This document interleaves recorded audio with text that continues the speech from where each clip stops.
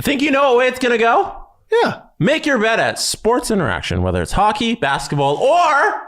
Baseball. Baseball's back! Spring training's happening right now. I'm very excited for the Jays.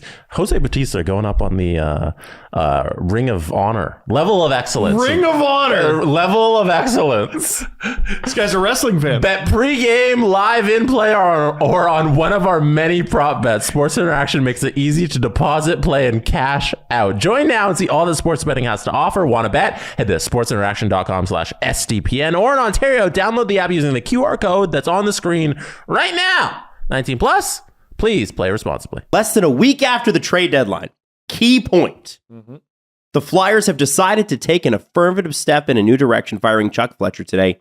Hired December 3rd, 2018. Fletcher had been with the organization for 4 years. Former Flyer Danny Briere will take over on an interim basis. Now, I want to go through the season. The assistant, right? What's that? He was the assistant. Special advisor to the... He had one of those goofy Dwight Schrute titles. Oh, yeah? I thought he was... Oh, wow. Since 2018, when he took over, the Flyers have finished above 6th in the Metropolitan one time. And they were tanking exactly 0 of those seasons. That's right. So they finished... were trying to win the whole time. In 2018, 2019, they finished 27th in the league. Sorry, 22nd in the league. In 1920, 6th in the league. 2021... 19th, and last year they were 29th. This year, pretty close to it. So it's been pretty ugly with the exception of the round 2 loss in 2019-2020, which I have to be honest, that doesn't count. That doesn't count. Fucking They were better. They were good that year, though. I was high on the team. They were 4th in the East. That was a bubble year, right? That was a bubble year. Yes. We're talking the But goofy... they did finish 4th in the East that year. So the way it happened, because I remember... They were one of the hottest teams in the NHL heading into the stoppage. Yeah. Then the stoppage happened, and they, over the next 6 months or whatever, lost a little bit of momentum. And then they went into the playoffs. They won the qualifying round. Won the qualifying round in the first round. They almost lost to Montreal in the qualifier, or in the first round. I remember that. Montreal had them because they were like, there was a big thing for Claude Julien, remember? Yeah. I don't remember who they beat, but they won. Okay. They won. And they did well. And then they were lose on the up. And then they lose in the first round. Those bubble Second players? round. Second round. Oh, so they won a round. Yeah. Oh, okay. I think they did. Yeah. Okay. I think they were playing Montreal because Montreal made it through the qualifier, and then they played Montreal, and then Montreal almost beat them, I think. Yeah, Nick Suzuki did that tap. Yes. Remember that? Yes. Scored a goal and I then do remember that. patted Carter Hart on the head. And that was Carter Hart's like big coming out year as well. Yeah, right? Like, it was yeah. like when he was unbelievable that year. Carter Hart had good 1.5 seasons. And everybody was like, well, they made the right move. They fired Ron Hextall, which speaking of Pennsylvania teams that are frustrated, fired Ron Hextall and let Carter Hart play. But how's he been since? And how's it been since? He's been okay. How's it been? He's been better. Carter Hart's been better this season than last, but how's it been for the Flyers? Poo. It's been poo. And from the moment that guy was hired, I said it would be poo. And here it is being poo. Why? What? I think I said it from the moment he was hired. He is who you hire when you want to have a dartboard. When you own a hockey team and you want a dartboard who will listen to all your decisions and take all the heat for them. That's all he is. If you need a human shield, that is your man. I'm not going to celebrate the fact that he was fired because I don't really think it means anything for Philadelphia Flyers fans. Wow. You don't think it means anything? Well, if the guy wasn't making any decisions in the first place, what's the difference? If there's going to be a change for the Philadelphia Flyers, it has to come from they're going to treat Danny Briere differently. I guess we'll see. How that goes. Or are they going to be like, you know what? Trade real assets for Rasmus actual Ristolainen. Trade real assets for Tony, honest to goodness, DeAngelo. Trade assets and extend him.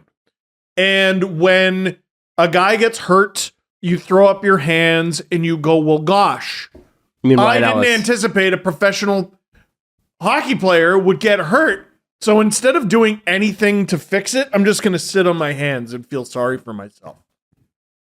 And it just continues. And I'm going to try to trade this guy. And when I don't trade him, I'll talk about an app for some reason. And I'll talk about how it's hard to that John Tortorella quote. Those John Tortorella quotes with Chuck Fletcher were pathetic. You mean where he defended him? Yeah, we talked about it on Monday, where he comes out and says, well, he tried to trade him, and you don't think he tried? John, I heard those what quotes. happened to you? Like, well, you know, depending on who you ask, nothing happened to John Tortorella. He was always this guy. Yeah. But I would love to see him give his players the same leeway that he gives Chuck Fletcher. Oh, yeah. Oh, you know what? I was going to bench Kevin Hayes, but gosh darn it, he tries. I was going to bench Joel Farabee, but you know what? Gosh, he tried so hard. You know that play where he didn't get the puck out and I asked him to get the puck out? Well, he tried to get the puck out, though. So you know what? Here's a candy cane and a cookie. And what the fuck? Like John Tortorella, the bootlicker. Like I never thought I would have seen the day. Like, what is this? And you know what? I just want it to be valid criticism. When people criticize the job Chuck Fletcher does, I want it to be valid criticism. He tried. Within days, he is fired. Come on, John. Here you go. Here's your chance. Shit on ownership. Shit on everyone who made this decision, John. Come on. None of the criticism was valid. You're such a fucking media critic. Come on. Here we go. Criticize your employer there, John. Here we go. I'm sick of this guy. I'm sick of this guy. And again, now I'm talking about John. Yeah, well, do you see what a good job the Flyers are doing? All they do is hire dartboards. Imagine if they actually focus on trying to win some hockey games. They might actually do it. Since they're this good at achieving their goals. For the last 10 years, and we're going to assume the Flyers missed the playoffs this year. I don't know if they're mathematically eliminated. It's pretty tough. They came off of a Stanley Cup final loss in 09-10, two conference final losses in a row. Mm-hmm. And then since 2012-2013, which is 10 years ago, they have qualified for the playoffs 4 times. Damn. They have won 1 round, which is more than the Leafs. Yes, Yep. it is. And people let us know. I don't think the fans Is that here, your bar? I don't think Better the than the fans Leafs? here are getting enough credit for what's happened in the last 2 weeks here with the Flyers. Why is Because that? what happened is the JVR non-trade seems to be like the straw that broke the camel's back with everything that kind of came out of that, because we had the non-trade and then we had the fans go crazy and be like, why wasn't he traded? They booed him. And he had to his respond face. to that because right after the trade deadline, they had the season ticket holder meeting. And out of that, we got these wild videos. We got the booing. And then we got the one about him talking about the app that you briefly mentioned, where he says there's an app that we have in our front office that shows the trade value of things. And, you know, you plug it in and the trades weren't worth it and all that nonsense. Hold on. So, because the quote is, we didn't get a legitimate offer for JVR. Yeah. So, Jesse, So eat it. are you saying that the it. legitimate offer quote is the ultimate reason why Chuck Fletcher sucks? Yeah, well, the whole saga that's taken place in the last week, I Right. think ownership and Dave Scott, the guy who did the press conference today, who's in charge of firing him, I think they realized, like, we got somebody here who's incompetent because of probably what we're telling him to do, but they probably don't realize that part. Well, you can't fire the owner. They own it. Exactly. So I think they looked at Chuck Fletcher and the media storm that came out of his awful GMing. That's what all these things came out of, just him doing a bad job. And they're like, okay, we're done here. We're throwing up our hands. We're going to make this decision a week out of the trade deadline. And that's on the fans. All those things were a result of fan pressure, fan leak videos out of the season ticket holder. It's the season ticket holders and the Flyers fans who got him fired here. And kudos to them because he did an awful job. Doing the Flyers' job for them. This is all on the fans. It's the fans doing the owner's job for them. It's doing everyone in hockey job. All the 4 dudes who we didn't know their names. Remember that last week? We're like, who are the other people in hockey ops besides Chuck Fletcher? We don't know. And it's dartboard followed by 4 invisible men. Which, again, I said from the moment the dude was hired, this is what he does. So, in terms of what we knew Chuck Fletcher was, heading into his Flyers tenure. What did we know? What we knew is he's really good at spending ownership's money when he's told to. That's what he did in Minnesota. And he won as many rounds in Minnesota, in his tenure in Minnesota, as he did in Philadelphia. One. He's who you hire when you want to spend an enormous amount of money on one playoff round win in half a decade's time. That's the brand, right? So he did his job exactly as advertised. Exactly as advertised. I don't know why anyone expected anything different. Trades that don't make any sense, non-trades that don't make any sense. I kind of feel bad for the guy, honestly.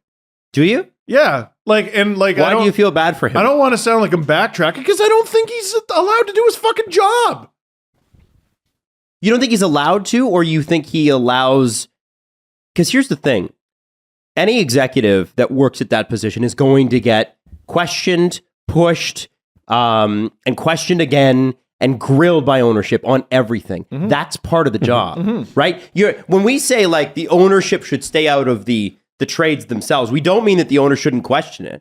It's their property. Yeah. They can do what they want. It's their organization. Sure. But you're saying that we have no idea what kind of general manager Chuck Fletcher really is because the owners work through him.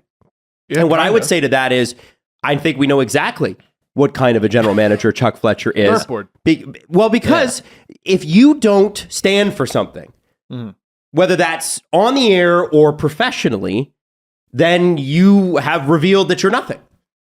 That you're really not qualified anyway. God damn. Is that what part of that's not true? Well, so I don't think mean to diminish him the person, but professionally, if you look at the history here, there's like no success. He's probably maybe a good day-to-day operations guy. Probably really well liked. Probably really well liked. Connected in hockey. I've heard good things. Of course. Good things about this Chuck is not Fletcher, about who he is. This is about who he is professionally. Right. And what can you say? Like, okay, as much as we give Kyle Dubas shit, and we also praise Kyle Dubas, and everybody around the league, gives Kyle Dubas and the Leafs shit. You know what Kyle Dubas is about. You know certain characteristics of Kyle Dubas's GM personality. He has a brand. His brand is, if I have a first round pick, I'm trading it for 2 seconds. If I can find a value add nobody that no one's ever heard of, like David Kampf, I'm signing him to 2 years. And look at that, it works out most of the time. That was a weird one. There are things with Kyle Dubas where you're like, I know this is his characteristic, right? With Jarmo Kekalainen, he's going to give RFAs a really fucking hard time. He's going to blow you away occasionally with some weird trade or signing like Laine and Gaudreau, and his teams rarely score very much. He's kind of like Mark Bergevin for teams that never win. Yeah. Well, really good trades, really bad ones. But even Mark Bergevin, you knew his logic was completely flawed, but you knew what Mark Bergevin was about. Tell me what Chuck Fletcher's about. Tell me what would characterize Chuck Fletcher, the GM, if you were to make him into a video game character? Well, let's go back. And this isn't to praise Ron Hextall because his job in Pittsburgh has been pretty come see, come saw. But what was he canned for? He was canned because people above him said, Ron, we want you to do this. Play Carter Hart. He didn't do it, so they fired him. And who'd they bring in? Chuck Fletcher. Yes, sir, no, sir. They brought in yes, sir, no, sir. And then it was half a decade of yes, sir, no, sir. None of us should be surprised. Bobby Clark's still involved in the Flyers organization, isn't he? Of course he is. So I wanted to bring that up because I think that's where we get not some answers, but even some more questions about like, okay, who's running the show here? Because where's this podcast appearance there, Bobby? Hey, Ron did such a shit job there, Bobby. Let's talk about Chuck Fletcher there, Bobby. Let's contextualize that. Yeah. What do you, Jesse, Steve, what do you guys, because I know what you're thinking, but people listening may not have caught that podcast interview. Tell us about it. What did Bobby Clark say about Ron Hextall? Here, I sort of interrupted your point. I was just saying the senior advisors there in Philadelphia, Paul Holmgren, Bob Clark, Bill Barber, Dean Lombardi. Paul Holmgren was the general manager for Philly, and he was also for the Wild, wasn't he? Was he not? I don't remember the Wild, but definitely Philly, yeah. And he was kicked upstairs. I don't know. He's still there. Generally, the guys who get kicked upstairs don't stay upstairs very long. I don't know his resume. I'm looking it up. Anyway, look it so up. you got those guys as your senior advisors, and I think about situations like in Edmonton where all the 80s guys are employed as advisors there, and a lot of the decisions that are being made are just, hey, ask the guys who have the cup rings and They've what kind they're of gotten doing. away from that a bit. They have lately, Yes. but we like to talk about that. Like 2-ish years ago was when it was the big story about that. And situation in Philly where we kind of know Chuck Fletcher's, it has many people in his ears who are telling him what to do. Mm-hmm. It's usually the guys who played the game who the owners look to are like, yeah, that's the guy from the 80s and the 70s, what's he saying? And the senior advisor team, like, maybe that's the areas they need to look at to revise. Yeah. And you can tell the podcast story. But Bobby Clark famously, well, actually not famously enough, really. It's kind of an explosive podcast that I feel like not a lot of people listen to. But he went on a show and just completely threw Ron Hextall under an entire depot of buses. Like, just... He didn't draft Cale McCarr. He didn't draft Cale McCarr when he could have, and he did this, and he did that, and he did that. Talking about how, just completely shitting on the job Ron Hextall did. And it was funny because, here's the interesting part. By the way, Paul Holmgren was the GM when the Flyers were actually good the last time. He was the guy that stepped out of the way for Ron Hextall, who in 2014, Ron Hextall took over. He was fired in 2018, and then Chuck Fletcher took over after that. Right. So... Okay. So I want to be fair to Paul Holmgren, but Paul Holmgren's, as much as he was a part of the successes, he's now been a part of a decade of failure. So I think it's still fair. And when it came to the Bobby Clark interview, the thing that was interesting, and I think a lot of people, first off, love a good dunking. They love hearing this guy who used to play for me. Ron Hextall was Bobby Clark's goalie, right? When Bobby Clark was the GM of the Flyers. They have a long history, but there's obviously hurt feelings. They love a guy who dunks on another guy. Everybody does. It's entertainment. But when you get past the Bobby Clark's dropping the 1-2 on Ron Hextall, you go, wait a second. Bobby Clark, elevated position in the Philadelphia Flyers, right? Mm-hmm. So Bobby Clark was a part of all these meetings. And Bobby Clark, in effect, in theory, being a 30-year member of their management, could have blocked all of these supposed bad decisions he's accusing Ron Hextall of making. Yeah, and again, you should have done this, you should have done that, you should have done that, you should have done that. They want a yes man. And you got it. And you got your ass kicked. Yep. So what lesson are you going to learn from this, and how are you going to apply it to Danny Briere? I think the answer should be let him do his fucking job.